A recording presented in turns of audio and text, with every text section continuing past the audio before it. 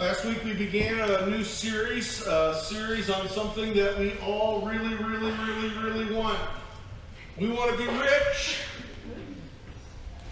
We want to be rich, whether we say it aloud or not. Or at least we dream of it, right? We're going, man, imagine if I had this, all these problems would go away, all these things would become right. Being rich would really be something that makes my life quite right, but I live in the reality, and so I know that I'm not really that. But when we looked at this last week, we discovered something amazing. You are rich. I'm rich. We're rich. You're like, nah, come on. No, I'm Phillipsburg here. I'm in rural central PA. We're not rich here. Maybe there's a couple hidden people in this town that are rich, but I'm not rich. That's what we all say. That's what we discovered last week, is that everyone's mentality is always richest somewhere else, because we measure it by different things. It's not a reality. It's something that I'm not at. Whatever I have, rich is something beyond this. And so even if you go, this is rich, when I get there you go, oh, I'm not rich. It's rich is out there. Oh, well, if I even make that, oh, no, rich is still further out, because there's other people that have more stuff than what I have. All the things that I want, I don't have. So clearly I'm not rich. No, you're rich. You are part of the wealthiest, richest nation in the history of the planet. And we discovered that, we rail against the 1%. We are part of the 1% globally. Everyone made it here. You had breakfast. You didn't walk to church. You drove. You've got a lot of things. I have a lot of stuff. We have more than what we need. There are people that struggle in our area. I get that. But for most of us, we have what we need. We are rich. We are rich, but we play tricks.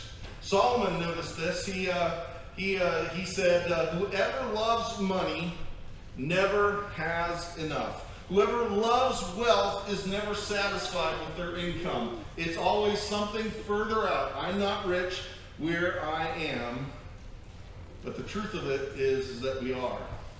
We are, and it's something that we have to start kind of getting our mind around and going, wait a minute. If I have what I need, if God's provided that, I am rich.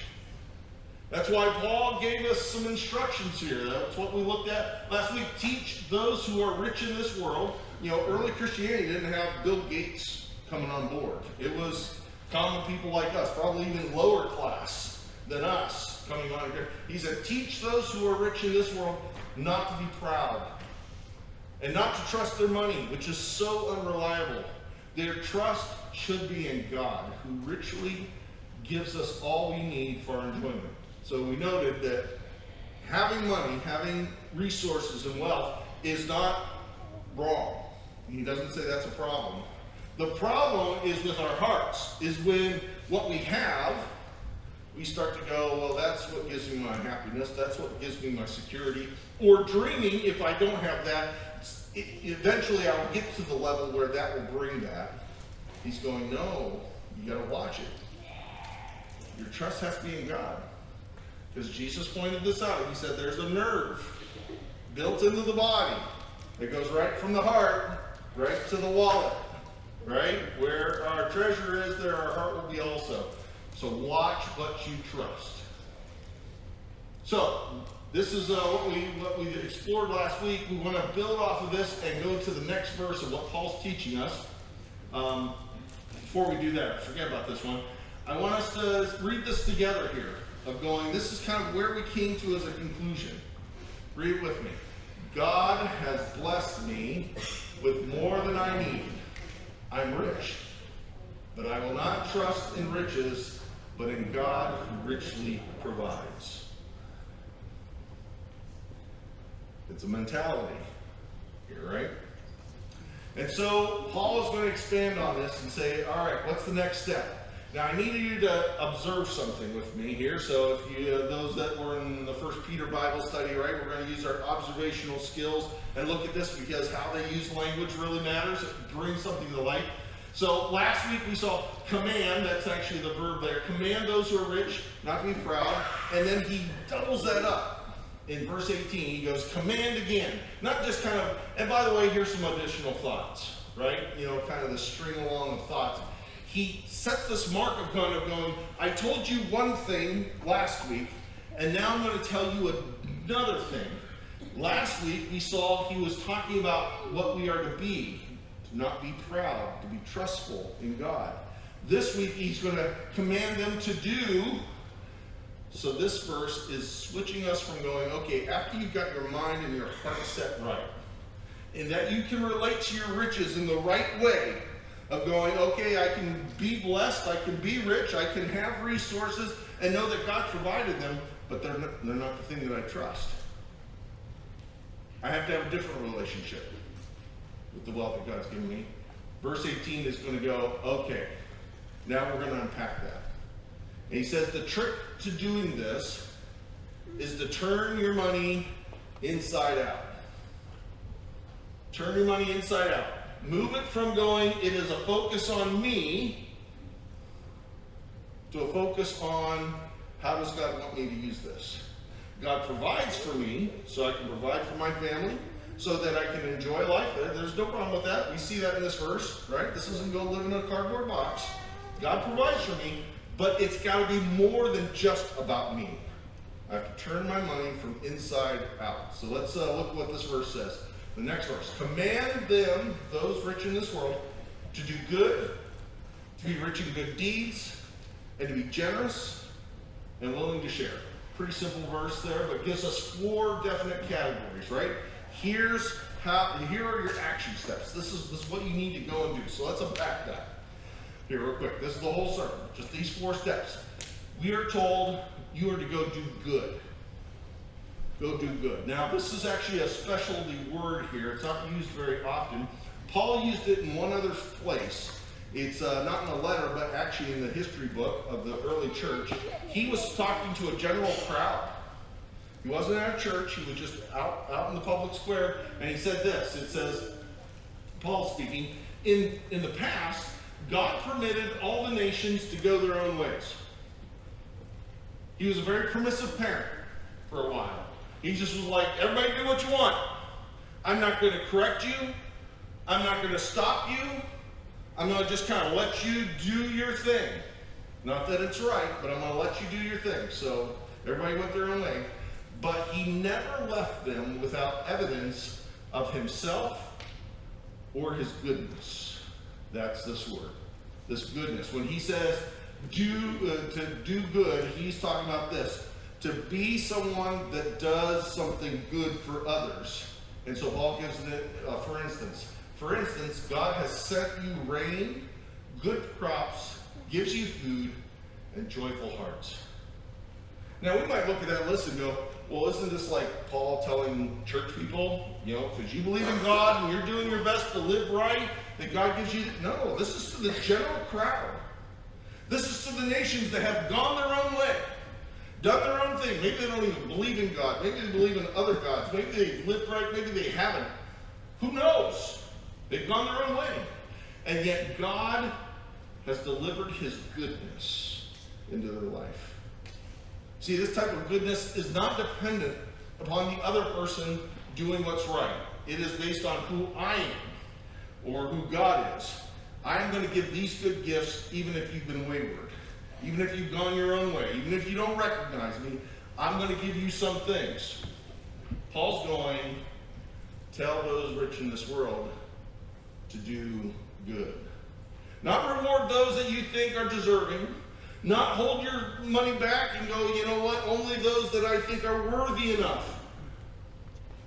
I live this kind of open-handed life of going, what I give is good for them. I'm in this position of, I act out of who I am more than I am in response to what's going on around me. I'm not being tight-fisted. I'm not being miserly. I can be good. And so he gives this example in Philippians 2. This is another letter that he wrote. He says, do nothing out of selfish ambition or vain conceit. Don't be filled up with yourself, right? Rather, in humility, value others above yourselves, not looking just to your own interests, but to the interest of others. See, this is the Christian ethic. If you've accepted Christ in your life, you have passed over a threshold where it's going, it's not just good enough to say, I've lived a moral life and I've gotten stuff for me. To follow the way of Christ is to go, everything that I have has come from God, and it is to be used for doing good. To looking out for the interests of others. I can't, God gives it to me to take care of me and my family, to enjoy life, yes. But it's got a bigger purpose than that.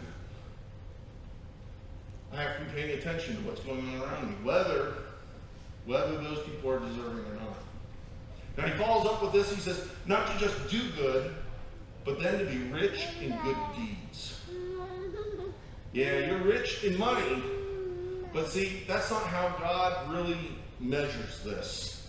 There is nobody on this planet that has such a big bank account that God goes, ooh la la, I need to make a friend of him or her, right? He's like, in about 60 years, you won't have it anymore. Actually, for most people that have that amount of money, it's probably going to be about 20 years and they're not going to have that anymore. They're going to be dust, right? God is not impressed with our bank accounts. He's not after that. He doesn't need it. What he measures is something much more profound. And he goes, don't be just rich in finances and think you're okay. Be rich in doing good deeds. The first thing you notice with this is that does not necessarily require a fat bank account. Anybody can do good deeds, can't they? There's nothing where it's going, boy, if I had money, I could do this. You can do good even right now, no matter where you're at. So even if you go, boy, I am poor, and I literally am poor. I don't even have a door in my bathroom like Asher Noel grew up without. You can still do good deeds and be rich towards God. But he's saying, he's bringing this out in this instance to those that do have resources, because he's going, look, you're going to have some opportunities. And I want you to be aware of them. So in Galatians 6, he says, let us not become weary in doing good, for at the proper time we're going to reap a harvest if we don't give up. We're going to reap the rewards. We're going to be investing. Everybody's always wanting to read about the stock market and going, man, if I put some money down on this company, it's going to return tenfold back to me. I just saw an ad this morning. Here's 3 stocks you can put $300,000 in and make $1 million in 8 years, right? You're looking at the return, and he's going, we need to do good because we understand from an investment point of view with God that pays dividends. And so as we have opportunity, let us do good to all people, especially those who belong to the family of believers. Right? This is everyone, remember? This is not, I'm looking for them to qualify themselves. I am good. I'm going to do good with the finances and the wealth and the resources that God has given me. Now, certainly, yes, we're going to take care of the family of believers. We're connected. But he emphasizes you do good to all people.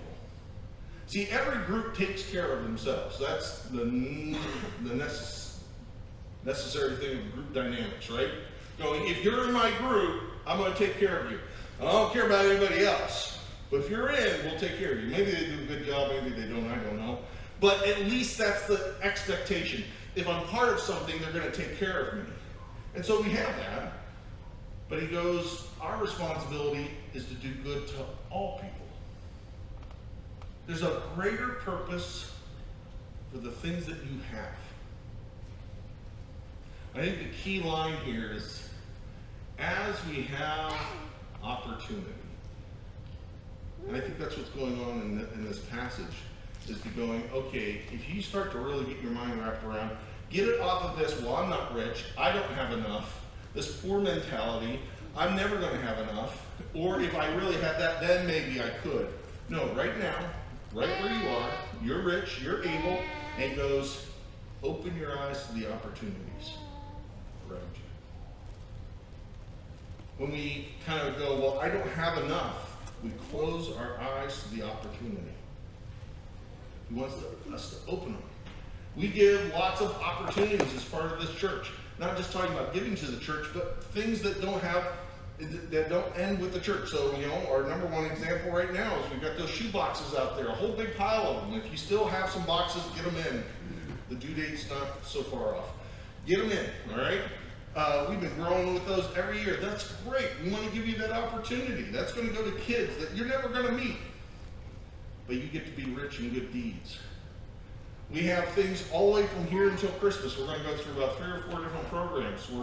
It's not about the church. We're doing stuff in the community, further than that out. Giving you opportunities. Our bike show. One of the things I like about it is that it wasn't just something for us, it's something for the community. We would pick a family that was in need. Not a church family.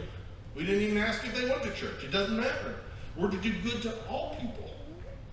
And so if they were in trouble, hey, they're going to be the sponsor of the bike show, and they're gonna receive some funds. And we've helped a number of families through that.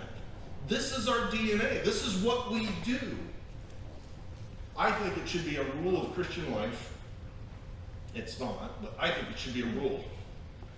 Every one of us should be sponsoring a kid in this world, making sure that they have food, and making sure that they have education, making sure that they have some religious instruction. There is nobody in this church that can't help out another kid. As you have opportunities, be rich in good deeds. Open your eyes. He switches from there and he kind of goes with a different tone. He says, and I want you to be generous. Now, generosity is usually thought of in terms of going, boy, that's when I give a really big gift, something amazing, right? Something that kind of makes people go, woo, wow, isn't he generous? But that's not what generosity is. It can be a big gift, but generosity is something really that starts in the heart. Because if it was only about what it looks like, or that I'm compelled to do it, it's not generosity. Generosity starts from this idea that you talked about in the verse before. Because God provides, I can live open-handed. I don't have to be tight-fisted and going, well, I might not have enough. I can't share anything yet. You know what? I maybe a little bit. I'm going to give a little bit, but man, mostly I've got to make sure that I'm taking care of me. Generosity steps boldly of going, whew, God's got me. He's provided for me. Look, I have what's before me. I can be generous in situations as they present themselves, as opportunities come along. In Isaiah, there's an incredible passage. Isaiah was an Old Testament prophet, so way back in Israel's time, and he was complaining about the leaders, the financial leaders, and other people that kind of had a leg up on most people, that they were using some difficult circumstances to leverage others. He actually calls them scoundrels. I love it. They're scoundrels because they're cheating people out of their money. They're preying on the poor, on the people that don't have a whole lot of money. They're like the people that call my mom and the attack the elderly and try to scam them, take their money and give them false promises. He goes, I can't stand it. That's horrible. Now he doesn't go. Wouldn't it be, the contrast would be going, but be just good people that don't do that, right? No, that's not the contrast. He says there's these scoundrels that are stealing and robbing from the people that can afford it the least. And he drops this last verse. He says, but generous people plan to do what is generous, and they stand firm in their generosity. Isaiah is making this big contrast of going, there are the scoundrels that only look out for themselves, that steal and connive and con. There is no middle ground. Or you can be part of the generous group that says, you know what? It's more than just about me. I haven't done a good thing if I've just not done something wrong. I'm invited to this place of generosity, of knowing God's taking care of me, and I can watch out for others. These people plan to do what's generous. It's not just that they wait for the little tug of the heart or when they kind of get cornered. They're strategic about this. They make plans on going, hey, this is how we're going to help. This is what we're going to do. I actually talk about this in premarital counseling. Finance is a big part of that, being ready for marriage. And as a slice of that is to talk about how are you going to be generous as a couple? Have you talked about that? Usually we want to fight about, well, who controls the money? How about we make an agreement on going, you know what, these are the things that we care about. These are the organizations that we want to support. This is how we want to support our church. This is what we want to be involved in. We want to see our money and our combined money to be used as a force for good. Use it strategically. What I really like about this verse is that last part. And they stand firm in their generosity. Right? This would be a good enough statement if you just had the first part, right? And he goes, they don't just plan to be generous, they plant their feet, right? This is what I'm going to do. Even when things kind of turn sour or sideways, I'm going to remain generous because God is the one that provides for me. This is who I get to be. I'm not miserly. Now, a question always arises when we talk about this stuff, and maybe you're even kind of feeling a little bit willy in your seat of going, oh, boy, here it comes, talk about money, and boy, I got to give, and I'm going to be strong-armed. How much is enough to be considered generous? How much do I have to pay? How much do I have to give to be good enough? Paul answers that question with the last set of words here. He says, you must be, ooh, I missed one. Oh, I'm sorry. I've got to back up. Let me tell you a story about let me get there. Let me tell you a story about two different seas. Sorry about that, I forgot this. The first one on the left is the Sea of Galilee. It's in Israel. It's the site of many different, much of Jesus' ministry. There's a lot of cities that live around there. He went and preached and taught all around there. The other one to the right, even though it looks kind of fancy, is the Dead Sea, where Galilee supports all these communities, has a thriving fishing culture. Peter's from that area. He was a fisherman, plus a number of the other disciples. Down at the Dead Sea, nothing. Because the Dead Sea is dead, because it is so salty, it's toxic to everything. It's not even the ocean. You couldn't bring stuff from the ocean and live in there. Nothing can survive in this. And these are but a few miles apart. What's the difference? The difference is told by the geography. Galilee's up at the top. It's actually the smaller. But it's like a typical lake. You know what a lake does? It receives water, and it gives water. It receives water, and it gives water. And that's what keeps it healthy and life-giving, and lets other things live and thrive. But as it comes down out of the Sea of Galilee and goes down, the Dead Sea is at the lowest spot in Israel. And all the Dead Sea does is receive. It takes in water, and it can't go anywhere else, and it dries up, leaving the salt until over the centuries it becomes so salty, nothing can live. This is the principle of generosity, of understanding, being like Galilee, of going, I understand that I am to receive, but as I receive, I give. I'm generous because God provides. When I get into this mentality of going, boy, it's just for me, I can't have enough, I gotta hide it away, I gotta hold it, I gotta control it, I gotta only give out little bits, you become toxic. Be generous. Understand how this works. Be life-giving. And so we get to Paul's final point here, going, well, how much is enough? And he gives us this instruction, be willing to share. And this is the key that unlocks all this tension. See, when we get into this mindset of going, well, how much is enough? we're still being miserly. We're still kind of holding back. We're still kind of, well, it's what I've got and how much can I hold on to. Paul says this has nothing to do about being forced to, about being guilted into. It is about being willing. It is a matter of the will. In fact, he teaches this principle to another church, the Corinthians.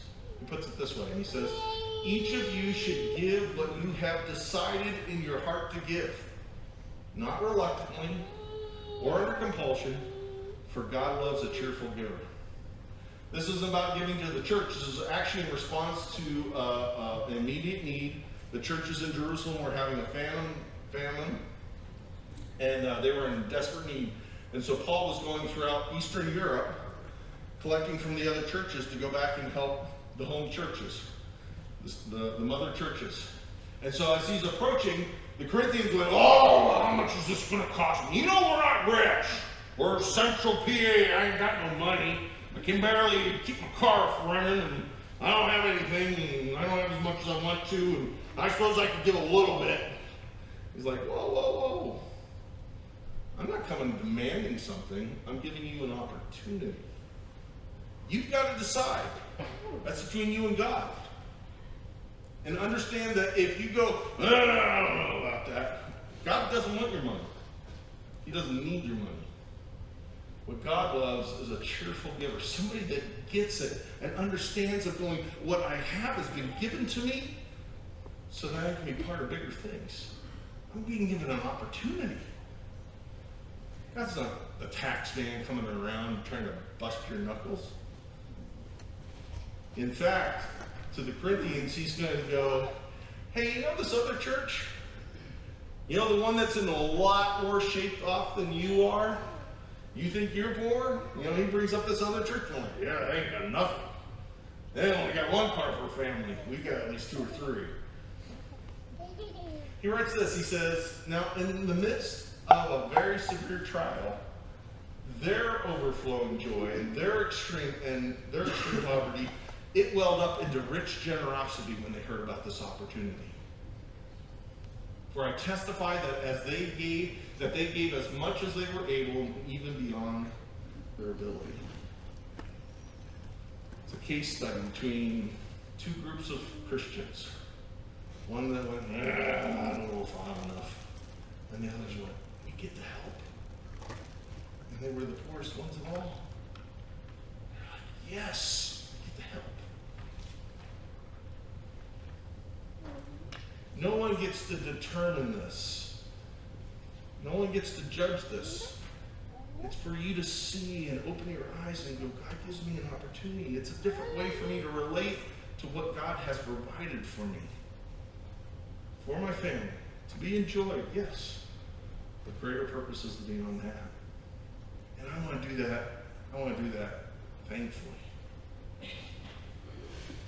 One of the most powerful examples of this we went through as a church here about 5 years ago. We were getting ready to do the building, and we did a campaign. And we went through the steps. It wasn't just about raising funds, it was about learning these fundamental principles of going, God provides. God invites us into these opportunities. And everyone was asked to kind of go, what are they going to commit to for a 3-year give time?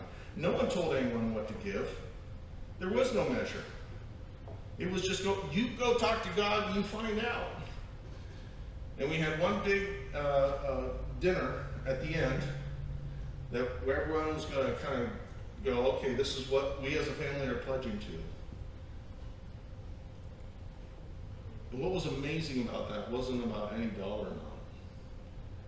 It was something unique and special in that room. It's actually in this word share. It's a word known as koinonia in Greek. It's kind of a buzzword in theology circles of going, this sense of connection and fellowship and on mission together.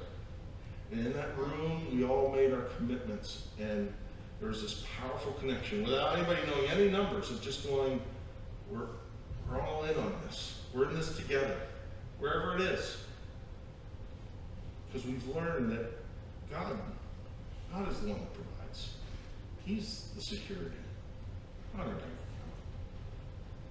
Powerful place. And so that's our opportunity here. That's what our action step is coming out of this. Paul's letting us know we are to teach those who are rich in this world not to be proud, not to trust in your money. It's unreliable. Our trust should be in God, who richly gives us all we need for our enjoyment. But tell them to do good, to be rich in good deeds. Be generous. Be willing to share. That's the freedom spot. You can listen to the world, and you will never have enough. You follow God, and whatever you have is more than enough. Let's pray. Father, our pocketbooks, man, they get us all twisted around, and we think and we convince ourselves of how much and how little we have. And no matter whatever amount any of us have, you are there providing. You are there giving us the opportunities to say, do you want to be part of something bigger? It's not just about you. I've got you. I'll take care of you. But will you step into this place of generosity and looking out for others and being overjoyed at the opportunities that present themselves to say, man, I get to help. Lord, I pray that you would do some heart surgery in us so that people would see how we relate to our finances, our money, in a way different than anyone else. They go, you trust in something more. And we can say, yes, we trust in God.